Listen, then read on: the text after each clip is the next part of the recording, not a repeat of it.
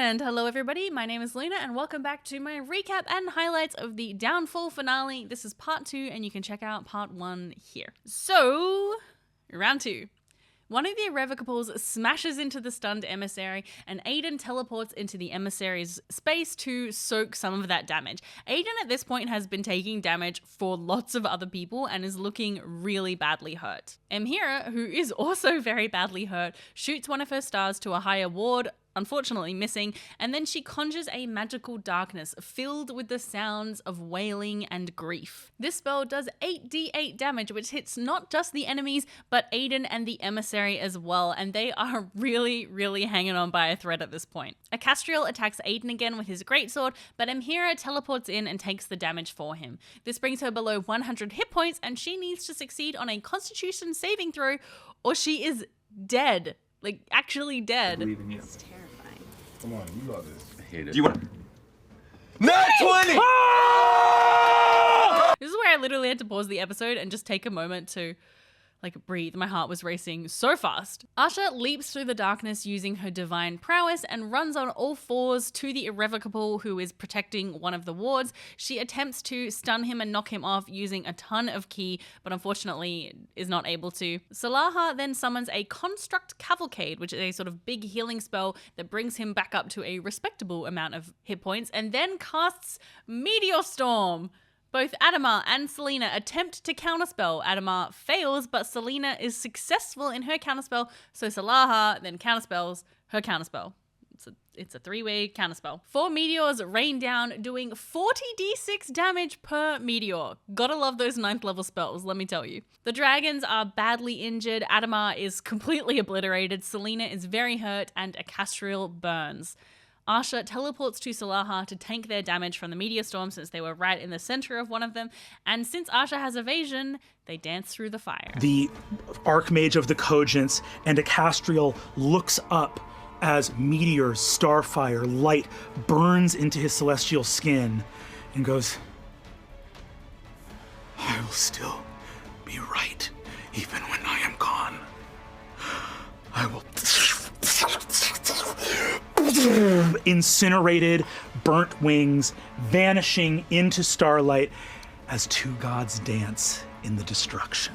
Oh, nature and beauty, baby. As the meteors rain down, the wards begin to break and they unlock 3 more of their divine powers, and things really start to get absolutely wild from this point. With divine magic, once per turn, they can cast a cleric spell of any level every single turn. They also have a doubled spell save DC and doubled range and duration for all their spells. With Divine Vitality, if they haven't taken any damage at the top of their turn, they regenerate all of their hit points. That's right, all of them. All death saves are automatic nat 20s. Their maximum current hit points are multiplied by 10. Yeah, I mean, yes, they're gods. We're seeing it now. We thought we were seeing it before, but we're really seeing it now. And for divine potency, all damage from spells and weapon attacks is multiplied by 10, attack rolls are doubled, and their armor class is also doubled. It's not a fair fight, and it never was. But it's really not fair now. They had their shot. As they receive these divine powers, their mortal forms start to split apart. It's almost too much power for their mortal bodies to contain. However, very notably, Noshir rules for themselves, for the emissary, that the emissary does not get any of these divine powers, for they are but an emissary. They are not a god themselves. I think that was actually a really cool and, I guess, honorable choice, which also must have been kind of hard because, you know, who doesn't want to play with all of these, crazy powerful abilities? Trist then comes charging into the room, now with 2,180 health, not bad, and casts Mass Heal to bring everyone up to full health. She then talks to one of the automata protecting a ward, persuading it with a persuasion skill check of 60 to smash the ward for her, unlocking another divine power. This one is Divine Resistance, which gives them 5 legendary resistances per round. A legendary resistance is when you just choose to save against something like a spell. So you just say, just save it. You don't have to roll any dice. Their saving throws are also doubled. They're all immune to some non-magical damage and anything below a 6th level spell slot. Plus they gain elemental immunities of their choice. My head was hurting at this point trying to keep track of all the different abilities they have. I don't know how they did it. I could not even imagine what it would be like to play with that kind of power. More mages teleport in and begin sending wish spells, but with all of the incoming damage reduced by 10, it is basically nothing. I think at one point there are 4 wish spells being sent out and they only take 12 damage. One of the mages throws their own meteor storm and Trist grows huge silver metallic wings and wraps them around the emissary to protect them, and Aidan soaks half of the damage. Aidan, with all of the powers of the Dawnfather flowing in, begins to rapidly age, and he unleashes a 9th level sunburst, filling the room with divine light. This light does 370 radiant damage to everyone in the room and blinds a bunch of them, and he says, Your magic blotted out the sun, and so you could not see the stars, and forgot that there were things above you. And then dawn will break. Oh my god. Every person that I'm peeling off of the board now is one of the most brilliant mortal wizards that ever lived.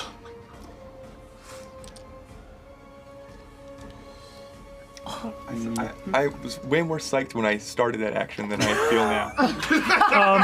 It also takes out all the dragons and the demons and the fiends. The Dawnfather is not messing around. This much damage would have obliterated the emissary, but Trist is able to take all of it from that protective bond, and as she is immune to radiant damage, it just dissipates into nothing. As the light bursts forth, the glow that has been coming from Aidan's heart moves to his head, and he is now old and he is crying. The only enemies left on the battlefield are Selena and one of the irrevocable automatons, and there are only 2 wards left.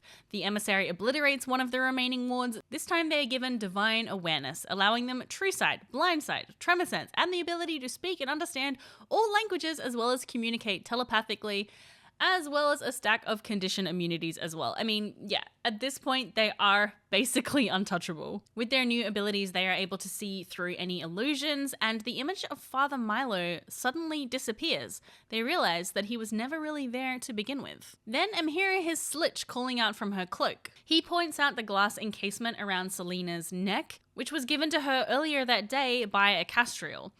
Selena, blinded, then calls out to Salaha, saying that she repents and she would know their light again. But Salaha is not having any of it. He just says no.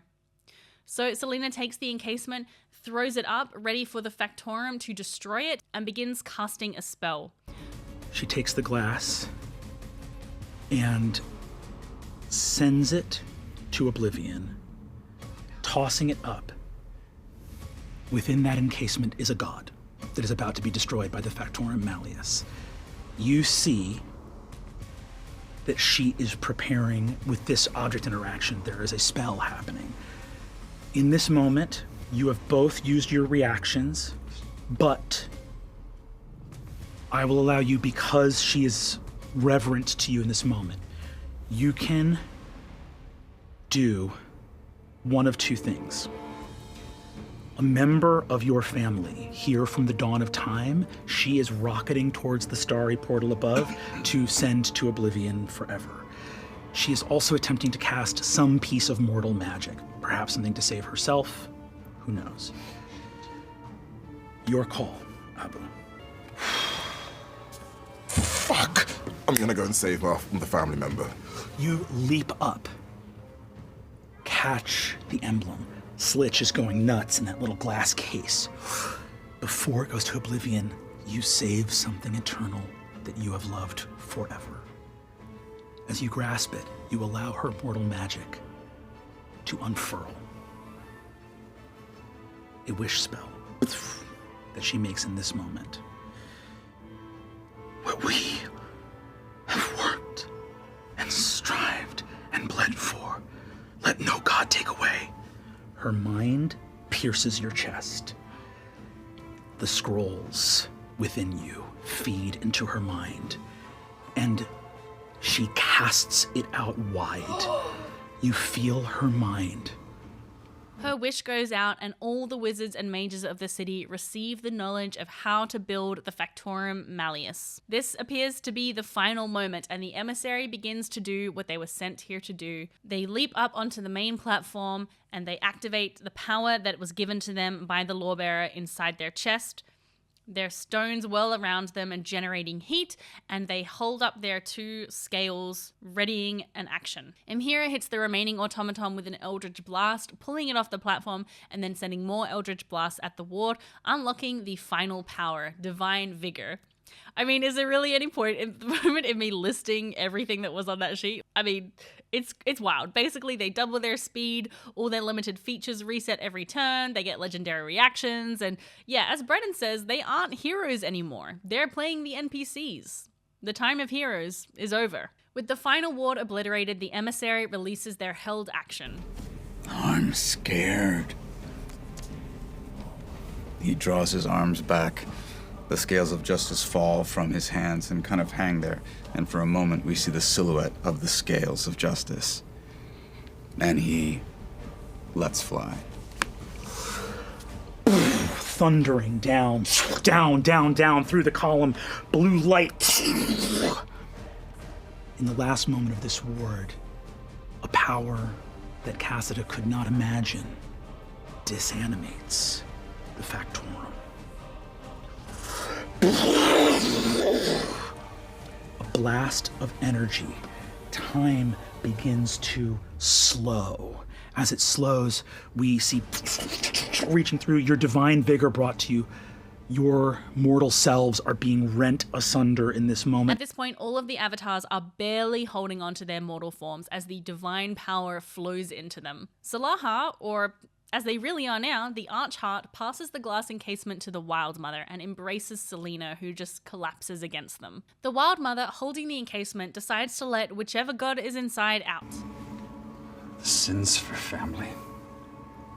I release it. Arcadia appears before you. Where is he? Oh no! We lost him. You fucking called it. Oh no! We lost him. The group realize that the Lord of the Hells, Asmodeus, has been fooling them the whole time. In these final moments, as their mortal forms are about to be split and sundered, each god performs their last act as a mortal. Trist takes out the Sending Stone. I love you, and I'm sorry. And I'm gonna load it into the slingshot and just try to let it go to try to go find my family. Across an ocean, in the land of Guisar, a bloodied werebear and a burnt dryad fight side by side with the champion of the Matron of Ravens, surrounded by devils who have come here to destroy this place. They bring as many as they can from Hawk's Hill with them. A massive fiend. We do love to destroy her followers most of all. Stands over two small, half-furbolg children. The Sending Stone flies over the seas to the continent of Guisar, which would later be called Taldore, obliterating the demon that stands over her children. Topher then picks up the stone and holds its partner, knowing that he will never speak to his mother in this world again. I love you, double, triple infinity.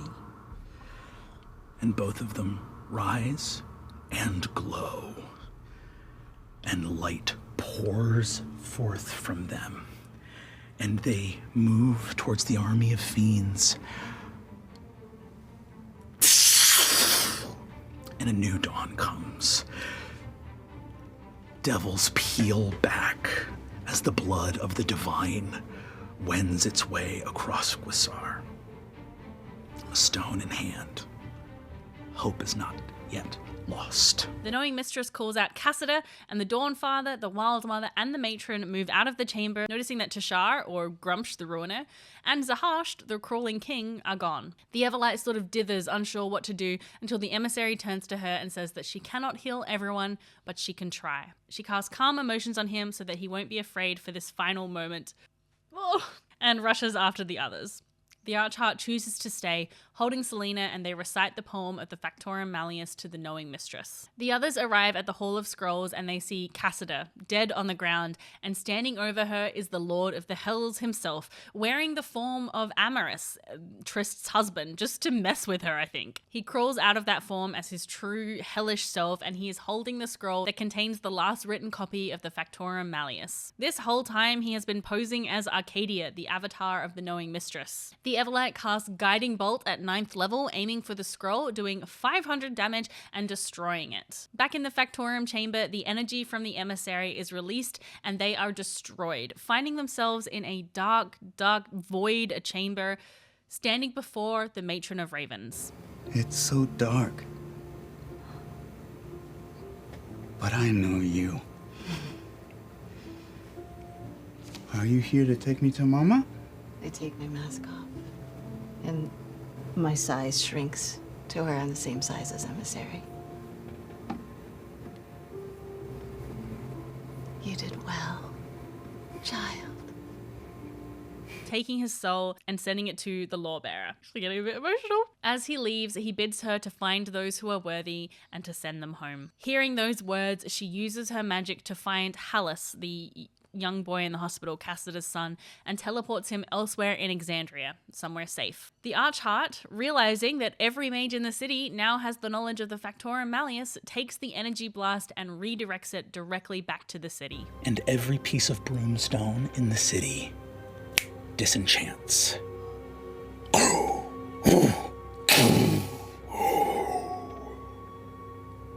The city lurches horrifyingly to one side as the city-state of Eor lists towards a frozen island, the land of Iselcross. As the city descends. The Archheart then opens a gate spell and tells Selena that they have never been so proud. You've created something so beautiful, so pure. A weapon of destruction, yet preservation. You asked for the light. Then go. He sends her through the gate and into the light. As the Archheart returns to their full godhood, they feel peace. As the blast from the chamber reaches them, the matron chooses to shed her mortal form, and she feels comfort putting on that mask that has no emotion in it. We are children in those forms. We know so much. And so little. The Dawn Father, or really the Dawn Child as Nick refers to him, looks to the Everlight and says, I didn't want Father to be right. I wanted saved. The Dawn Child looks sorrowfully to Asmodeus and asks why it always has to be like this. But the Lord of the Hells is unpitying and says, this was the Prime's choice. They are the one who chose the mortals over their divine family. And he declares that he will always hate them. At this point, Aidan's head explodes with light as he assumes his full godhood, the form of the Dawn Father, telling the Lord of the Hells not to lie to him. In the skies above, Zahasht sheds his mortal form to that of the crawling king. The Wild Mother goes to him and tells him that she misses him, but he replies that it was the Wild Mother who did this to him, since she was the one who found this place and the gods are the ones causing it to hurt. I will never not be sorry. And I go and I turn into the human form and I go for an embrace. You embrace a creature that claws and bites and attacks and wounds, but all of the blood that has ever flowed in this world is yours. This is how I'm going to lose my mortal form. I sit and feel the hooks and the barbs claw and bend, and I bleed, and blood flows, and then juices of fruit and honey and sap and everything that is bounty. It's the only gift I can give my poor brother, who I've ruined The Everlight is the final one left in mortal form, and she watches the city fall. She restores Cassida's body, reconnecting the thread of her soul to the Matron of Ravens, who is able to send it to the beyond. In the Matron's embrace, the Everlight lets go of her mortal form. My sister. Let's go home. As the betrayers flee, their armies follow, preparing for the war to begin all over again. Above the clouds, above the world, the primes regather in their divine forms. The knowing mistress looks to the lawbearer and asks her, "Why didn't you come?" And the lawbearer, now played by Noshir, replies, For love. If something were to happen to her, I could not break my own rules to save her. They also, for the first time, fully acknowledge the matron as a sister. As Aor hits Islecross, the lawbearer says that she thinks they should not be in this place, for they've broken it by setting one lot of rules for themselves and one lot of rules for the mortals. The Everlight and the knowing mentor both agree. It's at this time that they first speak of the plan to leave Exandria, to leave the mortal world behind, and to create a divine gate. The Wild Mother, however, is distraught at the thought of leaving the world. This was ours. We...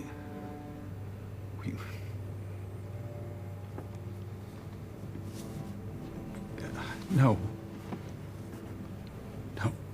The Dawnfather doesn't want to leave as well and says that they must stay here to protect the mortals, but the lawbearer bids him to look at what they've done today, and the Matron of Ravens reminds him that she has ushered many, many souls today of the people who died. The knowing mentor says they have time to discuss this, but for now, they have to deal with the betrayers. The primes say their goodbyes, the Wild Mother and the lawbearer hand in hand, the Everlight asking the matron to let her family live a long time, and the matron showing her the threads of her family, gold and strong. It's not about the length of time in a life, it's about how it's spent.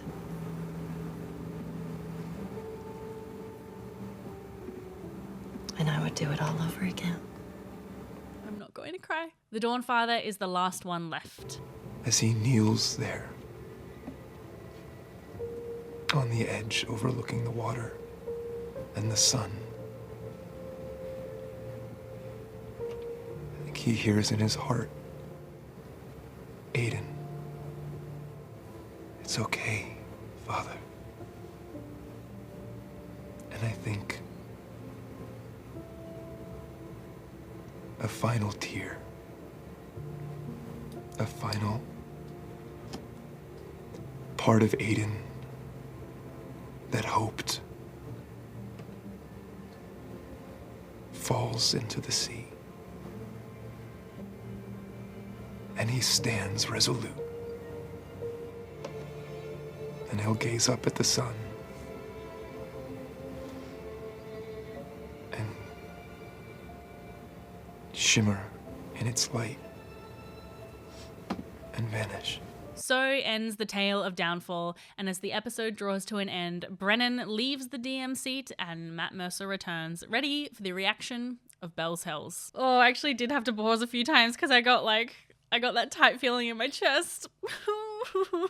But I am really excited to see how Bell's Hells are going to react to this information. I really think we've got a juicy episode in store next week. Don't forget to subscribe if you haven't already done so you don't miss another recap. I am hoping to get back to doing Campaign 3 recaps, so please stick around for those. And you can also check out this lore explainer and sort of deep dive video that I did into this very episode right here.